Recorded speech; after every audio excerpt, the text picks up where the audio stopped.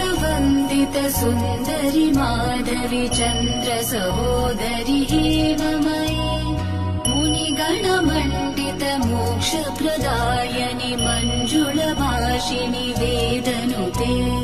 पङ्कजवासिनि देवसुपूजित सद्गुणवर्षिणि शान्तियुते जय जय हे मधुसूदन कामिनि आदिलक्ष्मि जय पालय माम् जय जय हे मधुसूदन कामिनि आदिलक्ष्मि जय पालय माम्